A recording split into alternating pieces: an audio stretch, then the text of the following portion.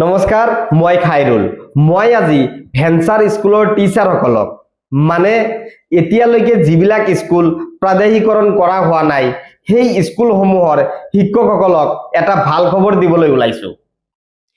এই ভেঞ্চাৰ স্কুলৰ শিক্ষকসকলক চৰকাৰে এককালীন আৰ্থিক অনুদান দিবলৈ ওলাইছে। এই ভেঞ্চাৰ স্কুলৰ শিক্ষকসকলে এই এককালীন আৰ্থিক অনুদান পাবলৈ হলে এখন অনলাইন এপ্লিকেশন ফৰ্ম ফিলআপ কৰিব লাগিব। আৰু এই অনলাইন এপ্লিকেশন ফৰ্ম ফিলআপ কৰিবলৈ হলে কিছুমান নথিপত্ৰৰ প্ৰয়োজন হ'ব।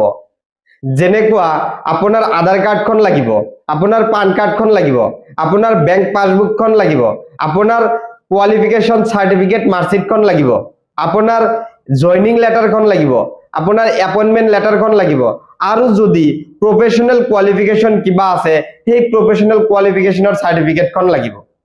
তো যিসকল ভেঞ্চাৰ স্কুলৰ শিক্ষকসকলে এতিয়ালৈকে এই এপ্লিকেশন ফৰ্মখন ফিলআপ কৰা নাই অনতি পলমে তেখেতসকলে এই এপ্লিকেশন ফৰ্মখন ফিলআপ কৰি ল'ব।